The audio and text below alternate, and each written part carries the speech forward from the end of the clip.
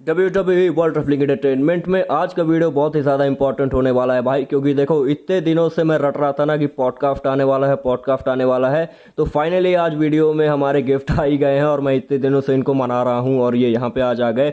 आज हमारे साथ हैं रियल फैक्ट WWE के ऑनर करण भाई। इनको तो आप लोगों ने देखा ही होगा, ये IWF कम्युनिटी के मेंबर भी हैं। तो सबसे पहले मैं इन्हीं का इंट्रोडक्शन कराऊंगा, इन्हीं के जुबान से। और भाई कैसा लग रहा है आपको मेरे चैनल में आने के लिए? तो देखो यार, बढ़िया लग रहा है। मतलब सही बताऊं तो मैं वैसे मना नहीं रहे थे ये कि भाई आ जाओ आ जाओ। मतलब मेरा भी मन था कि भाई पॉडकास्ट करना है, पर लेकिन मैं वेट कर रहा था दिवाली का। जैसे भाई अपने बॉलीवुड हीरोज जो होते हैं या फिर जो भी अपने मतलब सेलिब्रिटी होते हैं, वो अपने क्या कहेंगे उसको, दिवाली के दिन या फिर फेस्टिवल के दिन भाई अपना बढ़िया कोई प्रोजेक्ट होता है उसको रिलीज़ करते हैं। वैसे मैंने सोचा कि भाई इसको भी दिवाली के दिन रिलीज़ करेंगे, पर लेकिन लेट हो गए उसमें भी, क्योंकि थोड़ी सी तबीयत ख़राब हो गई थी। और आप लोग अगर मेरे चैनल पे हो तो देखोगे, थोड़ा वीडियोस नहीं डाल रहा था मैं, तो डिले हो गया थोड़ा। पर लेकिन फिर भी दिवाली हॉलीडेज़ चल रही हैं, तो प्रोजेक्ट जो अपना है वो आपके सामने। नहीं नहीं, चलिए कोई बात नहीं। जितना गैप है उसका पूरा एक्साइटमेंट आज हम इसी वीडियो में निचोड़ देंगे। और यहाँ पे मेरे कुछ तीखे सवाल होने वाले हैं और कुछ बेहतरीन तरीके से मैं क्वेश्चन पूछने वाला हूँ। तो एक बार सीट बेल्ट बांध लेना भाई करण भाई। और यहाँ पे मैं बात करने वाला हूँ, सबसे पहले ही क्वेश्चन है मेरा। क्राउन ज्वेल में Brock Lesnar versus Bobby Lashley का मैच हो रहा है। अब देखो, आपने ब्रॉक लेसनर को हमेशा टाइटल्स में देखा होगा पिछले 5 या 10 सालों में। कैसा लग रहा है ब्रॉक लेसनर को बिना टाइटल के इस बार मैच देते हुए? तो यार मैं 3 साल से, सही बताऊँ 3 साल से 2019 में भी मैं ये कहता था कि यार ब्रॉक लेसनर को तुम ऐसी फ्यूड में डालो जिसमें टाइटल और टाइम पास ना हो, बिना टाइटल वाले चीज़ में डालो। मेरे हिसाब से 5 साल से ब्रॉक लेसनर बिना टाइटल वाले फ्यूड में नहीं आए हैं, स्टोरी लाइन वाले फ्यूड में, क्या बोलेंगे उसको, तो उसमें ब्रॉक लेसनर नहीं आए हैं, अगर सही बताएं तो अमर भाई, है ना। हाँ तो आपको अभी याद करो, मतलब ब्रॉक लेसनर कब आए थे ऐसे मैच में जिसमें कोई भी मतलब सिर्फ स्टोरी लाइन है, कोई भी टाइटल नहीं है। तो काफ़ी आई टाइम हो डोंट गया है नो। और मैं चाह रहा था ये चीज़, मैं लास्ट ये टाइम चीज़ मेरे चाह को रहा ऐसा था। लगता है शायद तक 2013 में ट्रिपल एच के खिलाफ बिना बिना टाइटल की स्टोरी लाइन चली थी, नहीं है ना? नहीं, रैंडी ऑर्टन एंड गोल्डबर्ग वो भी बाद में टाइटल आ गया था उसमें। नहीं, जो ट्रिपल एच और वर्स ब्रॉक लेसनर का जो स्टोरी लाइन था उसमें टाइटल नहीं था फ्यूड मेरे स्टोरी को। लाइन, हाँ सही बात के। अंडरटेकर कैसे भूल सकते हैं। हाँ यार, अंडरटेकर से अंडरटेकर था। के बाद तो फिर ब्रॉक लेसनर ने चैंपियनशिप को एकदम मतलब ले ही लिया अच्छे तरीके से।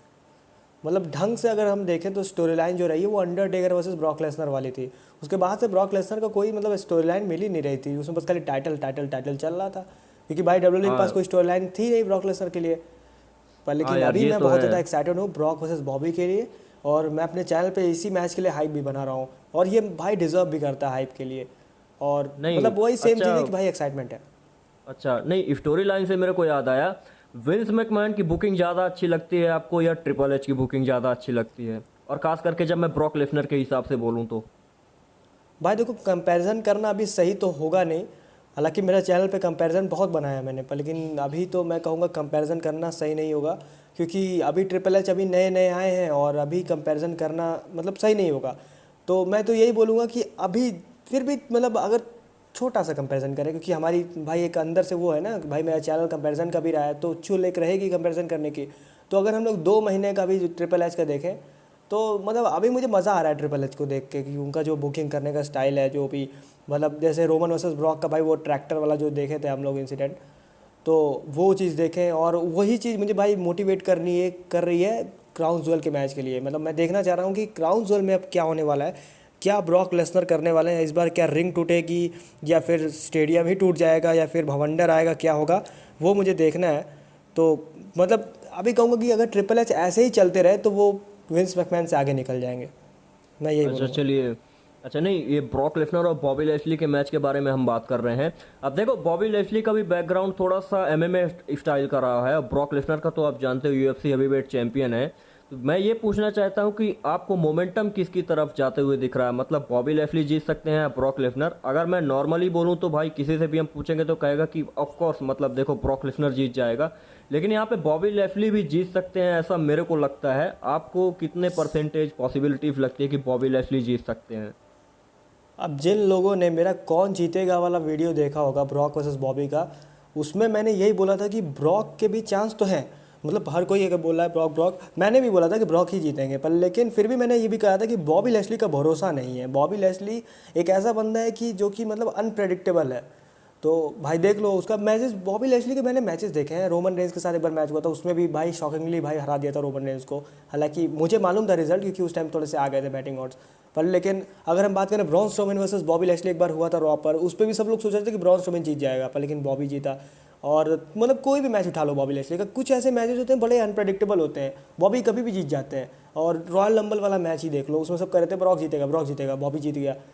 तो बॉबी लैशली बड़ा अनप्रेडिक्टेबल सुपरस्टार है, वो जीत भी सकता है क्रॉन्सवर्ल में, कोई नहीं जानता। भाई चेतन भाई को भी पता नहीं क्या बोल रहे थे वो कि बॉबी जीतेगा बॉबी जीतेगा। तो मतलब कुछ बंदे हैं, कुछ ऐसे चैनल्स हैं, कुछ एक्सपर्ट्स हैं ऐसे जो कि सोच रहे हैं कि बॉबी जीत सकता है, और आप भी वही सोच रहे हो कि शायद बॉबी जीत सकता है।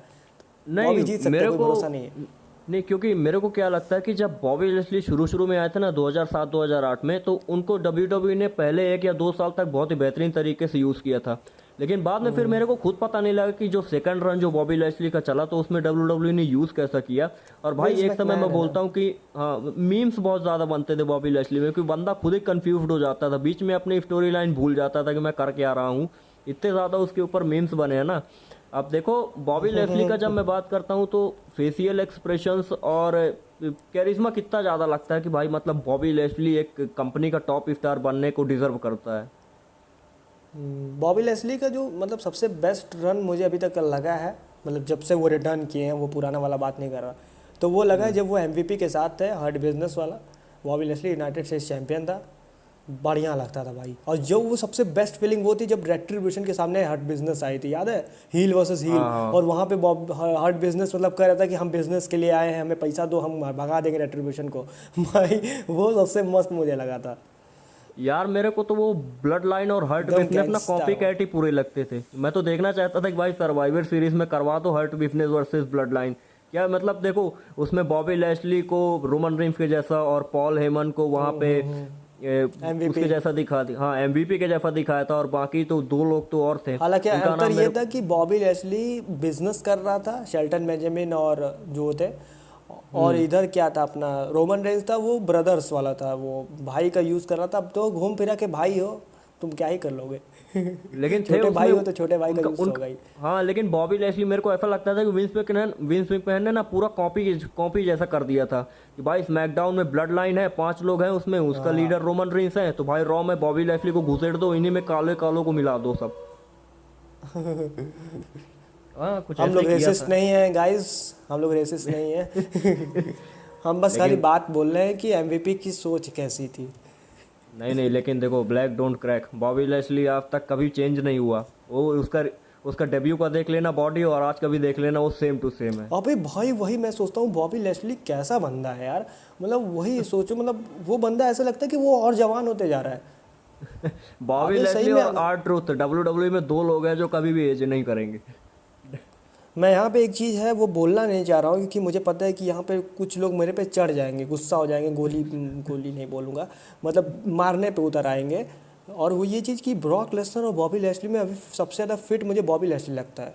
नहीं, ऑफ कोर्स बॉबी लेस्ली मेरे को ज़्यादा फिट लगता है, क्या कि देखो एक चीज़ तो सही है, ब्रॉक लेसनर का फैन देखे चाहे नहीं देखे भाई, उसकी बॉडी गिर गई पहले से। उसकी जो 2012-2013 के टाइम पे जो बॉडी थी ना, वो बहुत ही बेहतरीन थी। आज की डेट में वो उसकी एज भी थोड़ा सा बॉबी लेस्ली तक ज़्यादा है, लेकिन पर तीन लेकिन तीन ये चीज़ है कि पर लेकिन ये चीज़ है कि WWE सुपरस्टार की बात करें तो Brock Lesnar is better than Bobby Lashley. अगर हम लोग हाँ ये तो WWE है। सुपरस्टार की बात करें, मतलब हाँ ये बॉबी तो है। लेस्ली क्या है ना कि वो मैच अच्छा दे देगा, वो तुम्हें मतलब देख के लगेगा कि अबे बॉबी लेस्ली बड़ा है भाई, 46 ईयर्स का बॉबी लेस्ली और 45 ईयर्स का ब्रॉक लेसनर, अभी मैंने चेक किया। तो अच्छा हाँ, मेरे को याद आ तो गया।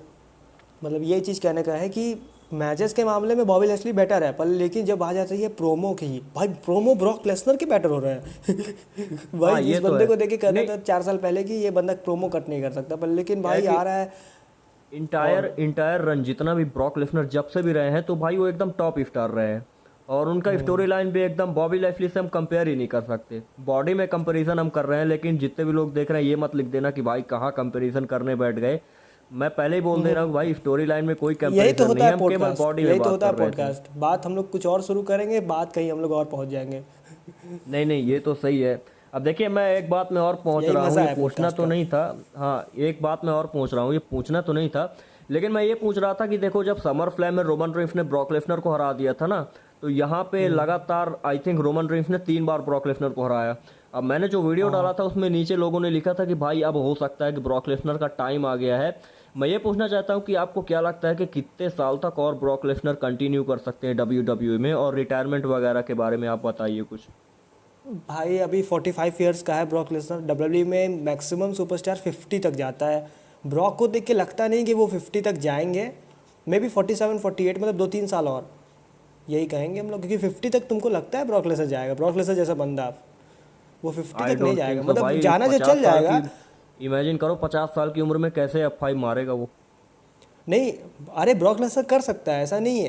पर लेकिन तुमको मतलब ब्रॉक लेसनर जो एटीट्यूड है उसको देख के ऐसा नहीं लगता कि यार ये बंदा 50 साल 50 साल की उम्र में भी किसी के लिए काम करेगा। उसके पास अपना खुद का खेत है भाई, अपना निकालेगा ट्रैक्टर। तो खेती मतलब बाड़ी। 2-3 साल और है हमको लग रहा है अच्छा ऐसा। कि नहीं भाई? और चैंपियन बनने के कितने चांसेस है ब्रॉक लेसनर के? आपने जैसे पहले ही बोला अभी कि भाई कम रहेगा, ट्रिपल एच। अभी कम रहेगा, पर लेकिन 1 टाइटल रन तो ऐसा लगता है होगा ही होगा, क्योंकि भाई जब व्यूअरशिप गिरेगी तब ट्रिपल एच को समझ में नहीं आएगा कुछ। तब ट्रिपल एच कहेंगे बनाओ उसको चैंपियन बनाओ, एक स्टोरी लाइन लेकर आ रहा हूँ। नहीं, और मेरे को ऐसा लगता है ना, जिस तरीके से ट्रिपल एच चला रहा है ना अपनी कंपनी को, तो और फैंस बहुत ही ज़्यादा खुश है, मतलब बहुत ही ज़्यादा खुश है कि हाँ भाई मतलब ट्रिपल एच आ गया। उनको ऐसा लगता है भाई विंस मैकमैन तो एकदम नल्ला ही था, कुछ किया ही नहीं उसने, और ट्रिपल एच बहुत ही बेहतरीन तरीके से कर रहा है। तो लोगों को तो ऐसा लगता है कि भाई मतलब व्यूअरशिप कभी ज़िंदगी में डाउन जाएगी ही नहीं। नहीं, मतलब मैं चाहता हूँ यार, मतलब मैं, ये थोड़ा सा मेरा पर्सनल फेवरेट वाला, ब्रॉक लेसनर किसके फेवरेट नहीं होते, बल्कि मैं चाहता हूँ कि ब्रॉक लेसनर एक बार टाइटल रन जीते यार। ब्रॉक लेसनर डिजर्व करता है एक बार और जीतने का।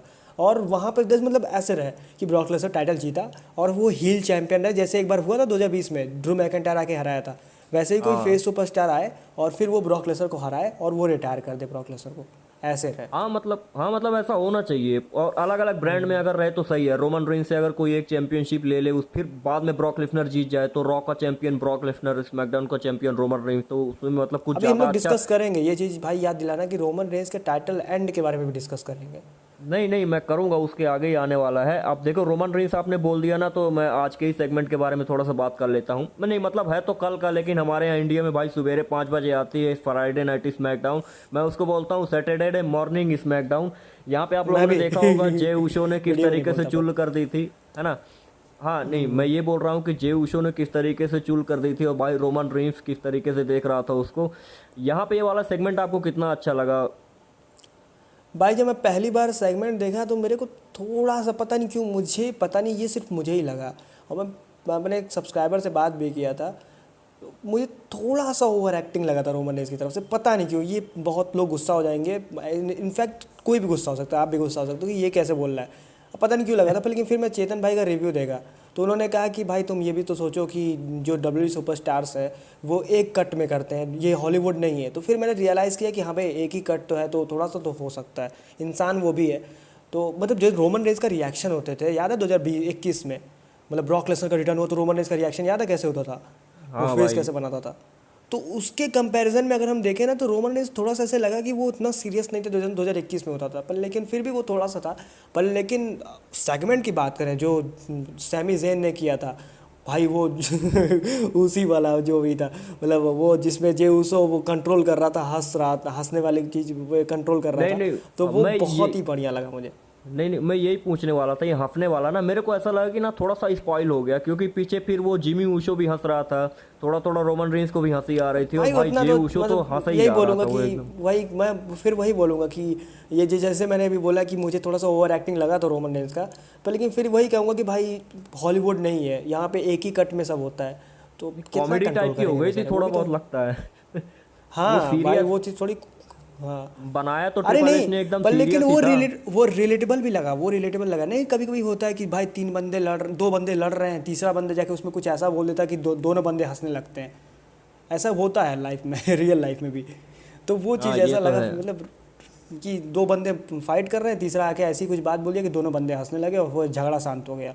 तो वैसा ही नहीं कुछ देख के लगा, तो नहीं, अच्छा जब रिलेटेबल मैं तो लगा, पर लेकिन हाँ नहीं, जब मैं रोमन रेंस के ओवर एक्सप्रेशन की बात करता हूँ ना, आपने जैसा बोला, मेरे को यार अंडरटेकर की याद आती है कि वो बंदा मतलब कैसे 30 साल तक इतने एकदम परफेक्ट एकदम उसने एक्सप्रेशन दिए हैं ना, ऐसा लगा नहीं कि उसके मतलब ओवर उसने कभी भी किया हो। अरे यार वो तो घुस जाता था कैरेक्टर में ही, अंडरटेकर जो है पूरा वो उस कैरेक्टर में ही चला जाता। मैं उसके मैचेस देखा हूँ भाई, शॉन माइकल्स, मैं ये रिव्यू भी किया हूँ अंडरटेकर और शॉन माइकल्स के मैचेस। कोई मेरा अगर नॉस्टैल्जिया डब्ल्यूडब्ल्यूई वाला प्लेलिस्ट देखेगा ना, यार तुम लोग मेरे प्लेलिस्ट जरूर देखा करो, जो भी बंदे देख रहे हो। अगर तुमको सही में मेरे चैनल के बारे में अच्छे से जानना है, मुझे पता है मेरा चैनल अच्छा है, तो भाई प्लेलिस्ट जरूर जाके देखो, क्योंकि प्लेलिस्ट देखोगे तुमको पता चलेगा कि भाई बढ़िया बढ़िया वीडियोस बनाए हो। तो नॉस्टैल्जिया डब्ल्यूडब्ल्यूई नाम की एक प्लेलिस्ट है, तो उसमें तुम जाके देखोगे ना, तो उसमें मैंने बनाया था, उसमें मैंने बताया था कि अंडरटेकर जो बंदा है वो मैच के टाइम में इतना ज़्यादा वो उस मैच में इन्वॉल्व रहता है कि साला हर एक चीज़ पे वो ध्यान देता है कि भाई मतलब किस तरीके से परफॉर्म करना है, वो रोप से चढ़ रहा है तो उस टाइम पे कैसे रिएक्ट करना है। और मैं देखा था एक चीज़ एक जगह पर कि मैच ख़त्म हुआ, शॉन माइकल को उसने हराया, और उसके बाद वो मतलब अपना रिएक्शन दिया उस 17-0 को देख के। नहीं होता है कि हम लोग कुछ भी अपना एक कुछ भी हम लोग का काम हो जाता है तो हम लोग जो सेटिस्फैक्शन वाला रिएक्शन देते हैं, तो वैसे ही रिएक्शन अंडरटेकर का था। तो वो मैं कहा कि यार ये बंदा कितना ज़्यादा अपने कैरेक्टर में घुस गया है मतलब ये भूल गया है कि वो मार्क है, वो वही बना हुआ है अंडरटेकर ही हर एक नहीं सेकंड में। नहीं, हाँ नहीं, देखिए अंडरटेकर का मैंने क्वेश्चन इसलिए पूछा था क्योंकि मैं घुमा फिरा के केन पे आना चाहता था। मेरा सबसे फेवरेट सुपरस्टार केन है भाई। और देखो जिस तरीके से अंडरटेकर और केन की स्टोरी लाइन चली ना, एक पॉइंट में मेरे को ऐसा लगता था कि ये दोनों रियल ब्रदर्स हैं। मेरा क्वेश्चन ये है कि मेरे को भी लगता केन, था। नहीं मेरा क्वेश्चन ये है कि केन को सेम बुकिंग्स क्यों नहीं मिली अंडरटेकर के जैसे, और कंपनी में उनको सेम ट्रीटमेंट क्यों नहीं मिला, ऐसा मतलब क्या देखो दिक्कत हो गई। रीजंस यार वही है कि पहली बात तो ये है कि कंपटीशन तगड़ा था, जो स्टार पावर थी उस टाइम पे ना, triple H, stone cold, rock, और तुम यार शॉन माइकल्स देख लो, मतलब कितने बड़े बड़े सुपरस्टार्स, मैनकाइंड, अंडरटेकर, उस टाइम पे मतलब इतने सुपरस्टार्स थे कि डब्ल्यूडब्ल्यूई के दिमाग में भी रहा होगा कि केन को भी हमें स्ट्रॉन्ग दिखाना है, दिखाना है, दिखाना है। पर किसके सामने दिखाओगे भाई, ट्रिपल एच है सामने, शॉन माइकल्स है, स्टोन कोल्ड है, रॉक है, अब उनके सामने तुम कैसे स्ट्रॉन्ग दिखाओगे। मतलब अब जिसको अब स्टोन कोल्ड रॉक को तो कमज़ोर दिखा नहीं सकते, है ना, इतना फ़ैन फेवरेट है। वही दिक्कत पड़ गई, अंडरटेकर को वीक दिखाया गया भाई, वो तो स्टोन कोल्ड रॉक चले गए तो फिर अंडरटेकर का थोड़ा सा वो हो गया। नहीं आई थिंक थोड़ा सा जब मेरा 2000 डिसअपॉइंटमेंट जानते हो कहाँ पे आती है रॉक, भाई, डिसअपॉइंटमेंट कहाँ पे हाँ, आती है, जब 2010 आया, 2010 के बाद से एकदम केन को जोकर दिखा दिए, वो चीज़ बहुत बेकार लगी।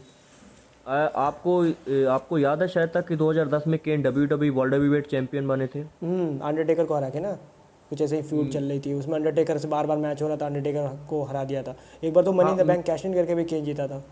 हाँ, नहीं पहले money in the bank cash in किया था, उसके बाद ये अंडरटेकर के साथ उसकी फ्यूड चली थी, है ना। मेरे को ऐसा लगता है कि उस टाइम पे ना थोड़ा सा जबरदस्ती केन के कैरेक्टर को खींच दिया गया, मतलब जबरदस्ती उसको बड़े दिखाने के लिए। अगर अच्छे भाई तरीके से वहाँ बुक पे करना चाहिए था तो भाई सही 2004-05 बताऊँ, में करते। 2010 में अंडरटेकर को 3 बार हराने का मेरे को कोई समझ नहीं आया। वही सेम सेम अभी रिसेंटली मैं वही फ्यूड देख रहा था अंडरटेकर और केन की। मैं 2017 की बात याद कर रहा था, मैं 2017 में डब्ल्यूबी को रियल समझ रहा था। मैं देखा, मैं 2017 की बात बता रहा हूँ, मैं देखा, मैं केन हरा दिया अंडरटेकर, मैं कहा अभी ये कैसे हो गया, ये केन कैसे हरा दिया, जो बंदा बो डैलस को ढंग से नहीं हरा पाता वो अंडरटेकर को कैसे हरा दिया फिर मैंने मैच से ध्यान से देखा तो उसमें देखा मैं पॉल बियरर की हेल्प से जीत रहा था, मैं कहा फिर भी यार ऐसा कैसे हो सकता है। नहीं, नाइट ऑफ चैंपियंस में उसने भाई 10 मिनट में एकदम क्लीन पिन किया था, एकदम टॉम स्टोन मार के। हाँ तो हाँ मेरे को हाँ लगा हाँ, कि याद आया। जब अंडरटेकर कोई हरा के और चैंपियनशिप रिटेन करानी थी तो भाई तो फिर उसको तो माइकल कोल 2007-2006 में जानते करा। हो भाई, माइकल कोल क्या रीजनिंग क्या दे रहा था उसकी, माइकल कोल कह रहा है कि अंडरटेकर का भाई केन है, तो इसीलिए भाई केन को पता है कि अंडरटेकर की कमजोरी क्या है, ये रीजनिंग दे रहे थे, थोड़ा लॉजिकल लग रहा था हल्का फुल्का कि हाँ भाई भाई है, भाई कमजोरी जानता है। उस टाइम पे तो समझ में आ गया, पर लेकिन अभी सोच के अजीब लगता है कि अभी ये क्या है। जैसे आपकी बात है कि 2010 में स्ट्रांग दिखाए, 2005-04 में मजाक बना रहे थे। हाँ वही मजाक, और फिर 2010 के बाद फिर सीधे डैनियल ब्रायन के साथ डाल दिया, उसके साथ फिर पूरा ही बर्बाद कर दिया उसको फिर। ये चीज़ बेकार लगी उस टाइम पे, तो एटीट्यूड एरा के टाइम पे तो समझ में आता है, पर लेकिन बाद में थोड़ा सा मतलब मजाक बना दिया इनको। बात तो सही है यार, मतलब केन को थोड़ा मतलब बेकार दिखाया। मैं मुझसे कोई हमेशा पूछता था ना, तो ये मैं हमेशा बोलता था कि भाई कंपटीशन हमेशा ज़्यादा रहा, डब्ल्यू कभी ध्यान नहीं दे पाया केन पे। पर लेकिन ये चीज़ मैं अभी सोच रहा हूँ बैठ के कि हाँ भाई 2005-06 और फिर 2010 में तो चलो स्ट्रॉन्ग दिखाया तुमने, फिर 2012-15 में तुमने फिर मजाक बना दिया उसका। नहीं नहीं, ये सही है। अब देखो दोस्तों, पॉडकास्ट में केन के बारे में आज तक किसी ने इतना देर तक बात नहीं की होगी, तो यही कुछ मज़ेदार आपको देखने को मिलेगा। अब देखिए अब यहाँ पे मैं परसेप्शन बात भी करने चेंज हुआ वाला हूँ। भाई पॉडकास्ट पे बात करते करते, मतलब ये भी चीज़ पे मैंने भी ध्यान दिया कि हाँ भाई केन के साथ तो मतलब सही में इनजस्टिस हुआ। मुझे लगा कि भाई केन के साथ इसलिए थोड़ा सा ऐसा हो गया कि कंपटीशन ज़्यादा था, पर कंपटीशन मेन नहीं है, विंस मैकमैन का इग्नोरेंस रहा। हाँ, मल्टीपल टाइम्स उसको मतलब बर्बाद किया उन्होंने। अब क्योंकि मैंने डब्ल्यू डब्ल्यू केन को देख के शुरू किया था, तो मैंने सोचा इतना अबे पूछ ही लेता हूँ मैं। ये भी तो कोई है, केन एक्नॉलेज नहीं भाई करता ड्रॉ तो मैं रहा ही है। एक्नॉलेज करा देता हूँ केन को। हाँ, केन ड्रॉ रहा है फिर भी। हाँ, ये भी है, सेटिस्फैक्ट्री करियर रहा है उसका। हम्म। अच्छा, यही है। नेक्स्ट अब बात करते हैं, हम लोग बहुत लंबा लंबा खींच ले रहे हैं। हाँ, बहुत ही ज़्यादा लंबा चल रहा है, और भी लंबा जाएगा, क्योंकि यहाँ पे मैं बात करने वाला हूँ आपके फेवरेट सुपरस्टार, यो ट्राइबल चीफ और हम सबके head of the table Roman Reigns. Championship dethrone कौन लोग कर सकते हैं? मतलब कितने सारे सुपरस्टार लाइन में थे और लाइन ये में मेरा रोमन फेवरेट रेंस ने टॉपिक। हरा दिया था। यहाँ पे कौन सारे सुपरस्टार इनको डिथ्रोन कर सकते हैं? और देखिए, इन्हीं डिथ्रोन करने के साथ मैं दो सुपरस्टार के रिटर्न के भी बारे में बात करूंगा, उसके बारे में आगे ही बात कर लेंगे। सबसे पहले मैं करण भाई से पूछना चाहूंगा कि भाई कौन सा सुपरस्टार लगता है जो कि रोमन रेंस को चैंपियनशिप हराएगा? भाई कौन हराएगा ये तो मतलब सच में देखो दिमाग में पता नहीं क्यों कोडी रोड्स आ रहा है। क्योंकि कोडी रोड्स में तुम लोग जानते हो भाई उसका करिश्मा और ये माइकल्स ये सब है उसमें, बोलने का उसको उसको बोलने का ढंग है सीधे बोलूँगा। तो कोडी रोड्स हो सकता है, और फिर कोडी रोड्स हो सकता है, और कोई दिख नहीं रहा। ब्रे वाइट भी हो सकते हैं शायद, क्योंकि ट्रिपल एच आ गए हैं तो ब्रे वाइट भी हो सकते हैं। तो कोडी देखिए रोड्स आपने ब्रे वाइट मेरा प्रेडिक्शन है। देखिए आपने कोडी रोड्स को बोला, ब्रे वाइट के बारे में हालांकि बाद में बात करता हूँ। आपने कोडी रोड्स को बोला, मैं थोड़ा सा बिजनेस पर्सपेक्टिव से बात करूंगा। कोडी रोड्स डब्ल्यू डब्ल्यू छोड़ के AEW में चला गया था। अब आपने पहला सेगमेंट देखा होगा, जब AEW उसने बनाया था ना, तो उसने ट्रिपल एच के जैसे जो जो ट्रिपल एच अपनी एंट्रेंस में एक गद्दी में बैठ जाता था ना, उसको लेके उसी के फ्लेज हैमर से उसको ब्रेक किया था उसने। मतलब बहुत ही बेहतरीन तरीके से उसको चिढ़ा दिया था। अब वो WWE में आ गए हैं। याद है मुझे। क्या क्या WWE भाई उनके सही ऊपर बताऊं, सच बताऊं, वो चीज़ देख के मुझे भी मन नहीं करता है कि कोडी रोड्स जीते। और मतलब ऑडियंस मुझे कहता है ना कि कोडी रोड्स को क्यों नहीं तुम सपोर्ट कर रहे हो। मैं पता नहीं क्यों मेरा मन, अब भाई ह्यूमन नेचर है जानते ही हो। तो पता नहीं क्यों मैं कोडी रोड्स को इसीलिए सपोर्ट नहीं करता हूँ। मैं हमेशा बहाना मारता हूँ कि नहीं कोडी रोड्स का कैरेक्टर नहीं सही है ये वो, पर लेकिन एक्चुअल रीज़न यही है नहीं, कि ठीक कोडी है, रोड्स थोड़ा इमोशनली AEW वाला था ना, तो इसीलिए सपोर्ट नहीं करने मन करता। नहीं, ठीक है, पर लेकिन इमोशनली भाई तो आप भरोसा नहीं करते हो, लेकिन मैं बिजनेस पर्सपेक्टिव से अगर बात करूं, तो आपको लगता है कि WWE कोडी रोड्स के ऊपर भरोसा करेगी कि भाई ये बंदा पहले AEW में था, तो ये कुछ भी कर भाई सकता है? वही बात आती है कि यार मतलब ये चीज़ है कि नहीं, पर लेकिन फिर भी हम लोग यार बिजनेसमैन नहीं रहे हैं तो ऐसे बोलना नहीं चाहिए। पर फिर भी बात आपकी सही है कि यार मैं तो यही बोलूँगा कि भाई कोडी रोड्स को मत चूज़ करो, कोडी रोड्स पे ये इन्वेस्टमेंट मत करो। कोडी रोड्स के अलावा तुम ब्रे वाइट पे कर सकते हो, क्योंकि देखो स्टोरी बहुत बढ़िया बन रही है। ब्रे वाइट से ही टाइटल गया और ब्रे वाइट ने ही टाइटल लिया। हाँ, ये बात भी सही है। अब देखिए, ब्रे वाइट के बारे में बात करने वाला हूँ। आपको उनका ईटर ऑफ वर्ड्स, जो कि अंडरटेकर के साथ उनकी जिमिक थी ना, जो वाइट फैमिली के साथ वो आया करते थे, तो ईटर ऑफ वर्ड्स वाली वो जिमिक आपको अच्छी लगती है या फील्ड वाली जिमिक आपको अच्छी लगती है? सच बताऊँ फील्ड वाली अच्छी लगती है मुझे, पता नहीं क्यों। बताऊँ रीज़न बता रहा हूँ। मतलब देखो, अगर स्टोरी लाइन की बात की जाए तो ईटर्स ऑफ द वर्ल्ड का स्टोरी लाइन बहुत बढ़िया है। मैंने अभी रिसेंटली एक वीडियो बनाया था ओरिजिन वाला, तो अगर उसको कोई देखेगा तो वो अगर वो ओरिजिन वाली वीडियो से रिलेटेड अगर सच में कुछ सच हो गया ना डब्ल्यू में, भाई पता नहीं ब्रे वाइट कहाँ पहुँच जाएगा। तो ब्रे वाइट का स्टोरी टेलिंग, स्टोरी लाइन, ये सब बहुत ही बढ़िया क्रिएटिव बंदा है। तो ईटर्स ऑफ द वर्ल्ड उस मामले में बहुत सही है। पर लेकिन जहाँ बात आ जाती है डिस्ट्रक्शन की, और थोड़ा सा मतलब विन लॉस वाली, और थोड़ा सा आप जानते हो यार, फेवरेट सुपरस्टार जो अपना बंदा होता है वो तभी बनता है जब वो बंदा जीतता है। तो अब वो कैसे जीते, मतलब डब्ल्यूडब्ल्यू ढंग से जिताए भी, ये नहीं कि भाई आ गए हरा दिए, जेम्स एल्सवर्थ को पकड़ा जिता दिए, तो वो फेवरेट नहीं बनेगा, क्योंकि भाई वो बिलीवेबल नहीं लगता। फिन जब विन कर मतलब जीतता है मैच को, वो जो जीतने का तरीका उसका था और जो मतलब तोड़ता था ना, वो देख के मज़ा आता था, वो फील आता था जैसे ब्रॉक लेसनर को देख के आता था। तो फील्ड इसीलिए मुझे बढ़िया लगा क्योंकि वो डिस्ट्रक्शन में जाता था, तो मुझे डिस्ट्रक्शन उसका बढ़िया लगता था, इसलिए फील्ड नहीं मेरा नहीं, फेवरेट है। नहीं, जैसा आपने बोला ना, जिमिक के वाइज अगर बात करता हूँ तो फील्ड का जिमिक बहुत ही बेहतरीन था। जिस तरीके से उनकी एंट्रेंस होती थी, मास्क स्टोरी था लाइन के भाई। मामले में ईटर्स ऑफ द वर्ल्ड। हाँ, लोगों ने तो केन से कंपैरिजन कर दिया था कि भाई हाँ केन जैसा दिखा दिया, लेकिन बात जब करता हूँ ना इन दोनों के मैचेस में आ जाती है ना, फील्ड के मैचेस मेरे को ऐसे लगते हैं कि उतने बेहतरीन तरीके से एग्जीक्यूट नहीं कर पाई WWE, अथवा उनकी एंडिंग बेकार हो जाती थी हमेशा। और ईटर ऑफ वर्ड्स वाले की अगर आप मैचेस को देखो ना, एलिमिनेशन चेम्बर में उन्होंने जीता था वो अपना WWE world L N heavyweight S L match championship with जीता रोमन था। रेंस। हाँ, और अंडरटेकर के साथ उन्होंने रेसलमेनिया में मैच दिया था। हेल इन अ क्या सेल में मैच था रोमन वो, रेंस के बढ़िया था खिलाफ बढ़िया। क्या बेहतरीन मैच था, उसमें वो वाला आपने देखा वो वाला होगा। मोमेंट गजब था जब दोनों एक साथ खड़े हुए थे। हाँ नहीं, वो वाला ठीक है। अब हेल इन अ सेल में सेथ रॉलिंस के खिलाफ जो मैच था ना सऊदी अरेबिया में जो हुआ था, उसमें मेरे को समझ नहीं आया कि वो नो डिस्क्वालिफिकेशन वाला मैच था, लेकिन उसको अरे WWE ने भाई तुमको क्या डिस्क्वालीफाई करके ही बताऊं। उसको बंद कर दिया। भाई तुमको वो क्या मेरे बताऊं, वो मैच मैं देख रहा था और जब फील्ड भाई किकआउट पे किकआउट करना शुरू किया ना, मैं रिमोट लिया, मन किया टीवी फोड़ दूं। मैं कहा ये क्या बकवास दिखा रहे हो भाई, ये किकआउट कैसे करते जा रहा है। मेरे को वो बहुत ही ज़्यादा मतलब इलॉजिकल लगा था उस टाइम पे, पर लेकिन फिर धीरे धीरे एक्सेप्ट आई किया कि थिंक भाई इसका लास्ट कैरेक्टर ही में ऐसा सेथ है। रॉलिंस जीत गया था ना उस मैच को। नहीं नहीं, फील्ड जीता था अच्छा, फील्ड ही डिस्क्वालिफिकेशन से। जीता था। हाँ, मैं वही पूछ रहा हूँ कि नो डिस्क्वालिफिकेशन वाला मैच था, हेल इन अ सेल के अंदर मैच करा रहे हो, तो फिर ये डिस्क्वालिफिकेशन कहाँ से आ गए, मेरे अरे को ही नहीं, समझ नहीं आया। उसका तो भाई उसका लॉजिक डब्ल्यूडब्ल्यू में ना खोजो, वो तो भाई डब्ल्यूडब्ल्यू वाले कुछ भी निकाल देंगे। वो बात दूसरी है। तुम ये बताओ यार, तुम मतलब ये लोग ये कैसे सोच लिए कि भाई फील्ड को हम 11 स्टॉम किक आउट करवा देंगे, और फिर उसके बाद तुम सुपर शोडाउन में जाकर एक सुप्लेक्स पे पिन करवा दिए फील्ड को। गोल्डबर्ग के खिलाफ। हाँ, वो सुप्लेक्स मार के पिन कर लिया, जैक हैमर हाँ, नहीं वो जैक बोलूंगा हैमर उसको। भी नहीं था वो। तो वही हाँ, बात आ लेकिन यार जाती है ना ये। गोल्डबर्ग भी उस समय क्या ही गांजा फूक के आया करता था, मतलब पूरे नए सुपरस्टार अरे को भाई उसने क्या कसम ही बोल खा रहे ली हो। थी कि मैं उनको एकदम मार के ही रहूंगा। नहीं नहीं, मैंने एक वीडियो में भी उसको सही बोला था, किसी ने कमेंट किया था, उसने बोला था कि भाई लिखना इसको बोलना, और मैंने ऐसे ही बोला था। देखो 2016 में जब उसने ब्रॉक लेसनर के खिलाफ रिटर्न किया था ना, केविन ओवेंस को खा गया वो बंदा, उसके बाद वो फील्ड को भी खा गया। और उस अगर विंस मैकमैन होता ना, तो मैं 110% बताता हूँ कि भाई वो रोमन रेंस को भी खाने का दम रखता था वो।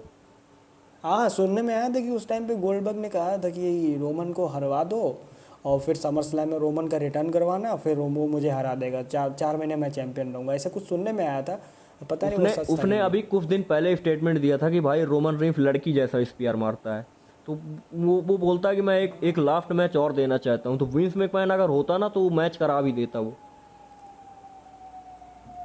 भाई ये लड़की वाला स्टेटमेंट मेरे को बड़ा अजीब सुनने में लगा। भाई वो प्रोफेशनल, अबे भाई वो स्पीयर तगड़ा दिखता है, बात खत्म हो, वो कैसे भी मारे वो बात दूसरी है। अब भाई ये भाई क्या मतलब गोल्डबर्ग क्या चाहते हैं कि करियर थोड़ी ख़त्म करना है, जैसे ब्रेट हार्ट का करियर उन्होंने ख़त्म किया था। भाई भाई उन्होंने बहुत का करियर खाने से बचा दिया। एक्चुअली में क्रिस जेरिको का मैंने एक इंटरव्यू देखा था लगभग 8 महीने पहले। उसने बोला था कि भाई जब गोल्डबर्ग स्पीयर मारता है तो वाकई में लोगों को हर्ट होता है, और जिस तरीके से मैं उनके मैचेस देखता हूँ ना, तो मेरे को ऐसा लगता है कि हाँ मतलब यार ये बंदा सामने वालों की उतनी ज़्यादा फिक्र नहीं करता। अब देखो, आप लोग गोल्डबर्ग के फैन हो तो थोड़ा सा कंप्लेन मत करना, लेकिन अगर आपको ये दिखता है कि भाई स्पीयर ब्रूटुअल है, तो भाई एक्चुअल में उनका स्पीयर ब्रूटुअल हुआ करता है, सामने वाले को बहुत ही तगड़ी मार पड़ती है उसको।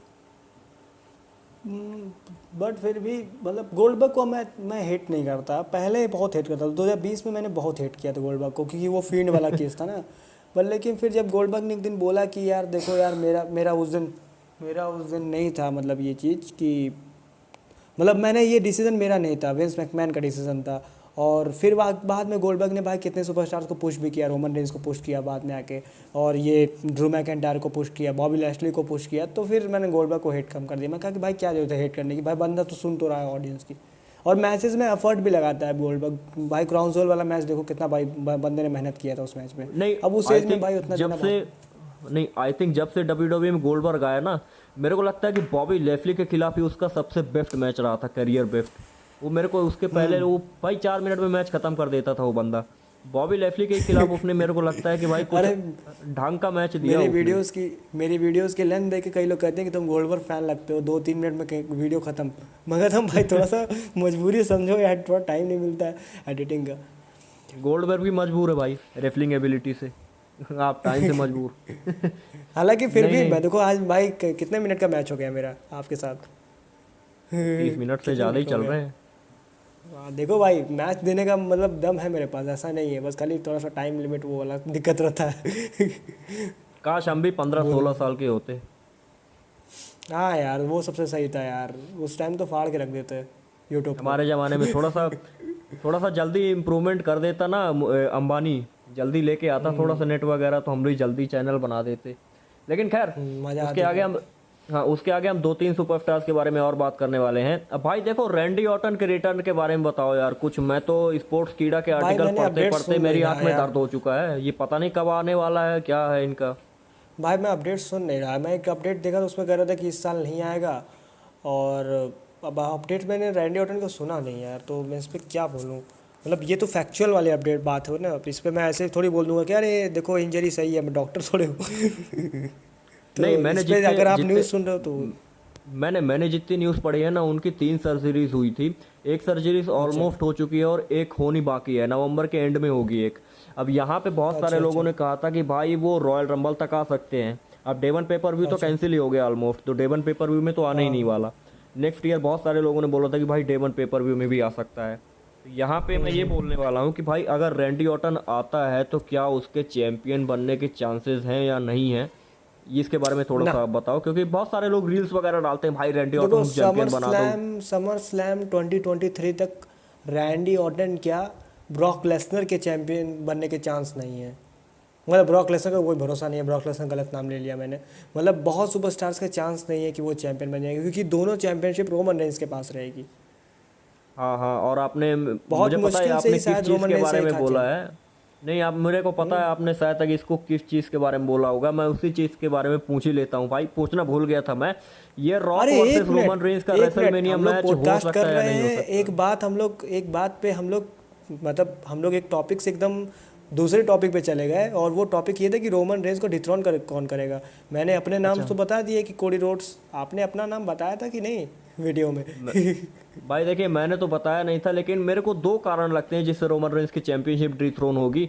सबसे पहला कारण है कि भाई ब्लड लाइन टूट जाएगी और ब्लड लाइन का कोई भी एक मेंबर इंटरफेयर कर देगा। अब चाहे जो भी अपोनेंट हो उसकी चैंपियनशिप चली जाएगी। ये तो हो गया पहला। यहाँ पे हो सकता है कि जे ऊशो हो सकते हैं अथवा सेमी जेन हो सकते हैं, है ना। ये दो लोग हैं जो रोमन रेंस को चैंपियनशिप हरवा देंगे। अब भाई कौन हराएगा, तो मैं ये बोलता हूँ कि भाई मतलब बहुत ही ज़्यादा अनप्रिडिक्टेबल है यार। मेरे को ऐसा लगता है कि अपोनेंट ही नहीं है रोमन रेंस के पास।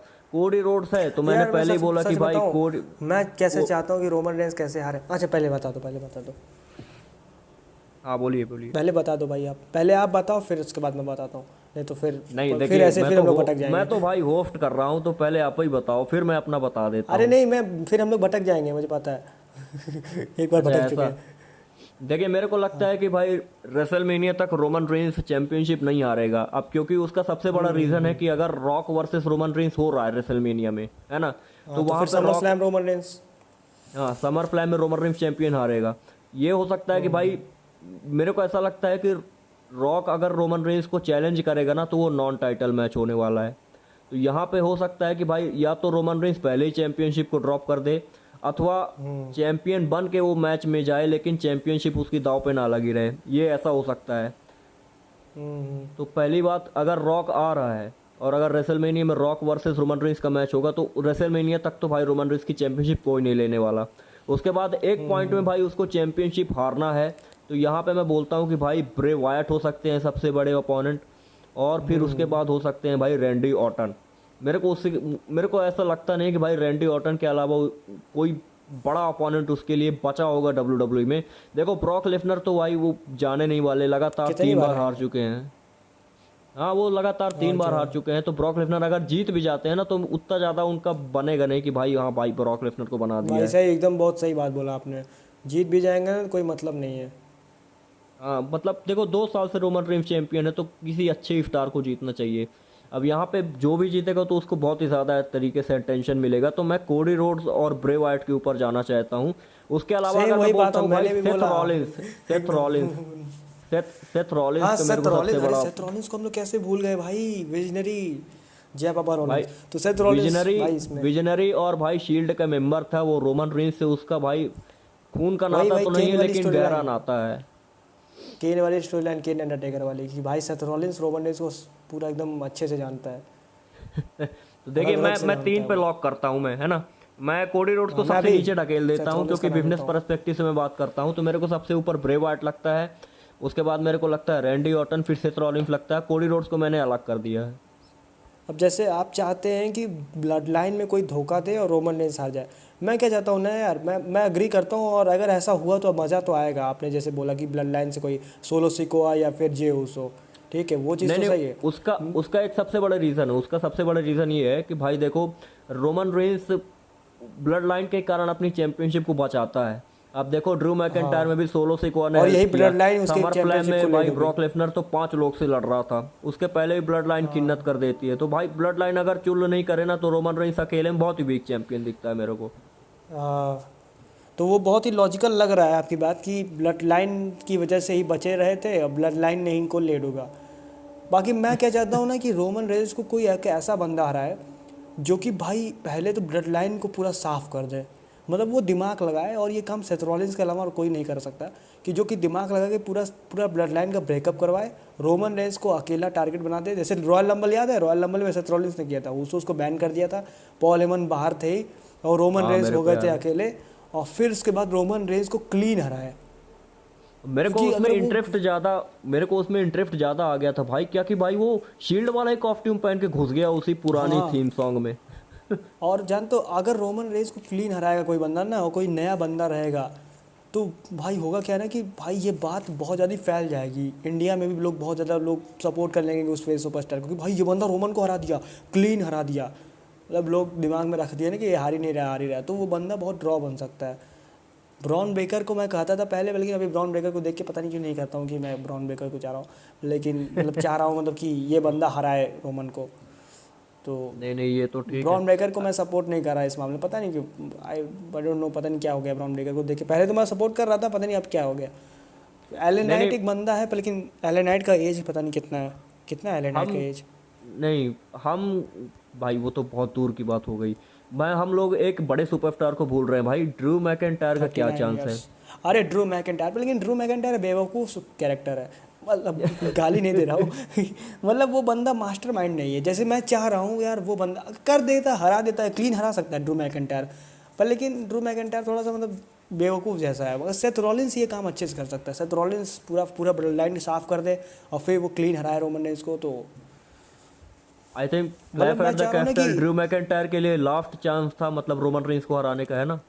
ऐसा बोलूँ अगर तो। फर्स्ट एंड लास्ट चांस, बेचारा बहुत गलत हुआ मैकिंटायर के साथ। नहीं मेरे को यार, मेरे को उस दिन तो ऐसा लग रहा था कि मतलब हाँ वो हरा ही देगा सोलो सिकोआ का। मैंने सोचा नहीं था कि वो सीधे यहाँ पे आ जाएगा, एनएक्सटी से घुस आएगा सीधे। अरे उस दिन जैसे जब क्लेमर पड़ा ना, मैं उसका कि गॉड बाय रोमन रेंस, मेरे मुंह से ये निकल रहा था कि बहुत मज़ा आया तुम्हारे रेन में और तब तक मैं कर रहा, अरे यार, अब पता नहीं क्यों सपोर्ट कर दिया मैं जब वो रोमन रेंस वहाँ पे ना, जब सोलो सिको आया, पता नहीं क्यों सपोर्ट किया, क्योंकि रोमन रेंस का कैरेक्टर और वो जो उसका रेन रहा है उतना बढ़िया रहा है कि मन किया कि चलो और कुछ दिन तक रहे तो बढ़िया रहेगा। तो मतलब बढ़िया रेन बना के रखा रोमन रेंस, लेकिन अभी बोरिंग चल अच्छा रहा है, अभी इसको हराओ यार, अच्छा ऐसा। अच्छा देखिए, अभी ये मज़ा नहीं आ रहा ऑलमोस्ट 40 पहले मिनट्स जैसा। हो गए हैं, और नहीं हम लोग को ऑलमोस्ट 40 मिनट्स हो गए हैं। और अगर मैं आप लोग को बात करूं भाई, आप लोगों ने 40 मिनट का पॉडकास्ट देखा होगा, मेरे को लगता नहीं कि 40 मिनट तक यहाँ पे कोई रुकेगा। अगर आप लोग रुके हुए हो तो मैं बताता हूँ कि भाई हम लोग आधे घंटे पहले भी बात कर रहे थे, तो 1 घंटे ऑलमोस्ट हम लोग बात करते आ रहे हैं। हम लोग 2 अब घंटे यहाँ से पे बात कर रहे हैं एक तरफ से। हाँ ऑलमोस्ट ऑलमोस्ट 2 घंटे हो गया। और मैं बताना चाहूँगा कि भाई आज के पहले मैंने आज तक कभी भी करण भाई से बात तक नहीं की, तो इतना बेहतरीन तरीके से इंटरेक्शन हुआ है हम लोग का। अब यहाँ पे पॉडकास्ट बंद करने से पहले मैं जो सबसे पूछता हूँ, मैं आपसे भी पूछना चाहूँगा, कमेंट में पिन कर दूंगा तो उसका आप आंसर कर देना। भाई रोहन भाई, WWE में आपके टॉप 5 सुपरस्टार कौन है और उनका आपको क्या अच्छा लगता है, लिफ्ट में कैसे आप रैंकिंग करते हो, वो आप मेरे को बता दीजिए।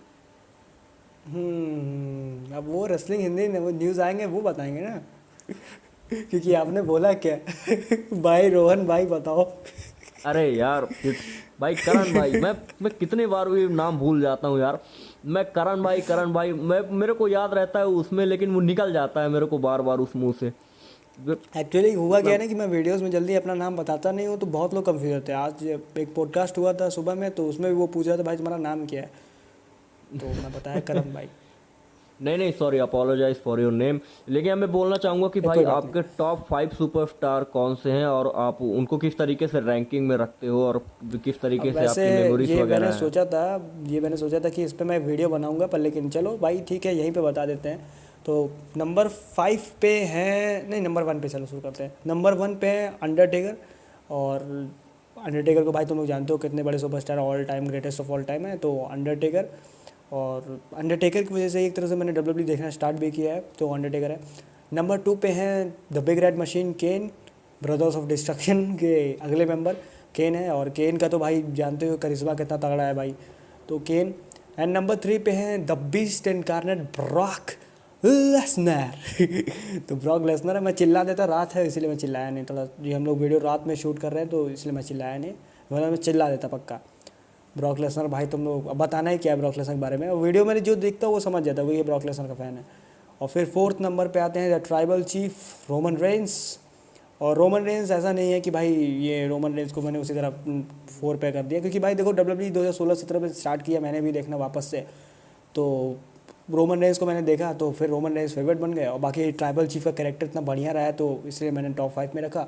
और फिर नंबर 5 पे आते हैं the legend killer Randy Orton. और बाकी अगर मैं रैंकिंग करूँ इन पाँचों की, अगर मैं रैंकिंग करूँ इन पाँचों की, तो नंबर 1 पे अंडरटेकर फिर भी आता है, नंबर 2 पे ब्रॉक लेसनर, नंबर 3 पे रैंडी ऑर्टन, नंबर 4 पे केन, नंबर 5 पे रोमन रेंस। रैंकिंग करूँ तो नंबर 5 में रोमन रेंस को रख दिया है, लेकिन गजब है। लेकिन देखिए मैं अगर अपना बता देता हूँ, रोमन रेंस को नंबर 5 पे इसलिए कि भाई जो वो 4 सुपरस्टार रोमन रेंस से जो ऊपर हैं वो फिर वो कौन है जानते ही हो आप लोग।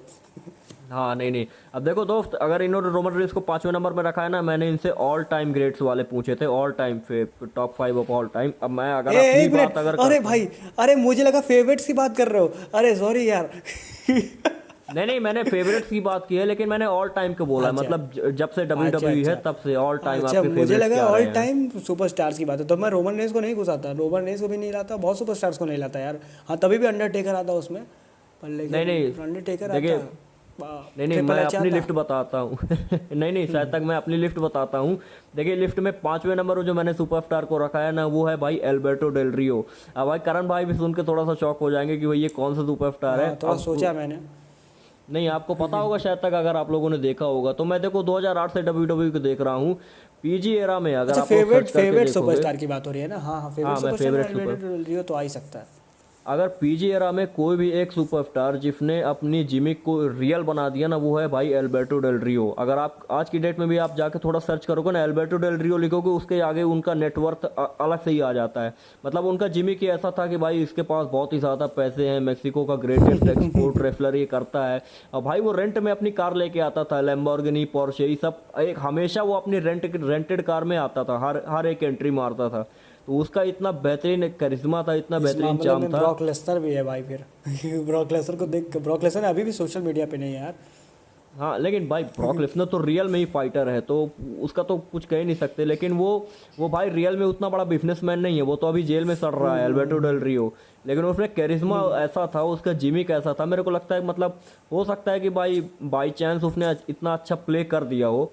तो एल्बर्टो डेल रियो 5वें नंबर में है भाई। 4थे नंबर में मैंने रखा है भाई जेफ हार्डी को। वो भी बंदा बहुत ही बेहतरीन था, 2008 में वो चैंपियन बना था, लाइव देखा था मैंने टीवी पे रात को। हाँ तो जेफ हार्डी है। लिफ्ट में तीसरे नंबर में मैंने रखा है रैंडी ऑर्टन को, वो तो आप जानते हो वाइपर भाई रहेगा ही रहेगा लिफ्ट में। और मेरी लिस्ट में नंबर 5 पे और मेरी लिफ्ट में दूसरे नंबर में है the beast incarnate Brock Lesnar, और लिफ्ट में पहले नंबर में है all time favourite the big red machine Kane. अब यहाँ पर रोमन रेंस को नहीं रखा है यार, क्योंकि देखो अब नहीं है फेवरेट। अब तारीफ करता हूँ, ऐसा नहीं है कि मैं रोमन रेंस का हेटर हूँ। 2008 से ना, तो फिर चांस ही नहीं बनता है कि तब चांस ही नहीं बनता है कि रोमन रेंस। अब देखो मैं 2017-16 से देख रहा हूँ, तो मेरे लिस्ट में चांस ही नहीं कि मैं ड्रू मैकिंटायर को रखूँगा कि ऑस्टिन थ्योरी को रखूँगा। ऐसे सुपरस्टार्स को मैं रख ही नहीं सकता, भले ही बहुत अच्छे सुपरस्टार्स हैं दोनों, पर लेकिन मैं रखूँगा ही नहीं, क्योंकि भाई पहले ही मेरी लिस्ट बन चुकी है। नहीं मैंने 2008 में पहला ही मैच देखा था शॉन माइकल्स वर्सेस केन, और उसके बाद फिर मैंने लगातार देखा है। मैंने केन को चैंपियन बनते देखा था लाइव, जब उसने कैश इन किया था। उसके बाद से देखो जॉन सीना और रैंडी ऑर्टन की फेड चल रही थी। 2008 का रॉयल रंबल मैंने लाइव देखा था, तो तब से WWE में आज की डेट तक देख रहा हूँ। अब यहाँ पे मैं अगर आपको इस चीज़ थोड़ा सा अगर क्वेश्चन पूछ लूँगा, कोविड के बाद से जब दोबारा WWE शुरू हुआ ना, मेरे को ऐसा लगता है कि भाई ये 2021 और 2022 WWE एकदम मतलब फिर से पीक में चल रहा है। अगर आप इसको कंपैरिजन करोगे 2017, 2018, 2019 से, बिल्कुल अग्री 2018-19 से बेटर है WWE 2020, 2021 और 2022। क्योंकि हर एक एस्पेक्ट मतलब कमबैक स्टोरी अच्छा लाइन किया। आप देखो, रोमन रेंस बिग डॉग से ट्राइबल चीफ बना तो उसकी क्या ही मतलब, उसका ब्रॉक कैरिश्मा कितना लेसनर बेहतरीन हो गया। Brock Lesnar Brock beast Lesnar incarnate से काउबॉय सीरियस हो बन गया। गया, अरे ये वाला, हाँ, और मतलब कहाँ चेंजेस वो भी आ बोरिंग गए, वाला ट्रिपल कैरेक्टर एच था। भी आ गया भाई विंस मैकमैन से। तो मतलब मेरे को ऐसा लगता है कि मतलब कोविड के पहले मतलब कुछ और ही चीज़ चल रही थी, वहाँ पे पायरो वगैरह नहीं थे, यहाँ पे देखो पायरो वगैरह आ गए, थोड़ा स्टेज वहाँ पर वगैरह चेंजेस डब्ल्यूडब्ल्यूई हो गए। एकदम बिजनेस बिजनेस माइंडेड थी। यहाँ पे डब्ल्यूडब्ल्यूई अपने फैंस के लिए सुन रही है। हाँ ये बात भी सही है, ये बात भी बहुत ज़्यादा सही है। देखो यार 45 मिनट का पॉडकास्ट हो गया, कुछ ज़्यादा ही लंबा जा रहा है। मैं इस पॉडकास्ट को यहीं पे बंद करता हूँ। मेरे को बहुत ही बेहतरीन अच्छा लगा कि भाई करण भाई आ गए मेरे चैनल पे। अब देखो बहुत ही दिनों से मैं इनको मना रहा था, मैसेज वगैरह कर रहा था, चलो अरे कम मना से नहीं कम। रहा था भाई, वही मतलब बात हो रही थी कि दिवाली के टाइम करेंगे, और दिवाली टाइम हुआ। ऐसा नहीं है कि मना रहा था। मैं ऐसा बंदा नहीं हूँ कि भाई हाँ भाई मैसेज देकर रिप्लाई, नहीं नहीं रिप्लाई नहीं करेंगे वरना कोलैब हो जाएगा। ऐसा नहीं हूँ मैं भाई। मैं हर बंदे से नहीं बात नहीं लगभग कर ही देता हूँ। मैं नहीं नहीं, इग्नोर कर चलिए ही नहीं चलिए। पाता, मैं कभी भी इग्नोर नहीं करता हूँ किसी बंदे को। तो फिलहाल मैं इस वीडियो को यहीं पे बंद करता हूँ। आई होप आप लोग को मज़ा होगा। इस पोस्टेड सीरीज देखने के लिए बहुत बहुत धन्यवाद। अब देखो 50 मिनट में वीडियो बोलने देखने के के लिए लिए आ रहा बहुत मैं। बहुत थैंक यू। हाँ रियल फैक्ट WWE को सब्सक्राइब जरूर कीजिए। अब देखो आप लोगों को पहले ही सब्सक्राइबर हो गए यार, मेरे को सब्सक्राइब करना। मैं यहीं पे बंद करता हाँ, हूँ जो इस लोग वीडियो को, ठीक भाई है। मेरे बंदे हैं, जो भी है अभी देख रहा हो तो बहुत बड़ी थैंक यू भाई, तुम देख रहे हो। सब्सक्राइब कर दो यार, देखो मत ऐसे ऐसे मत देखो यार, सब्सक्राइब करो, वहाँ पे लाल बटन होगा, सब्सक्राइब करो, शर्माओ मत। अच्छा चैनल है।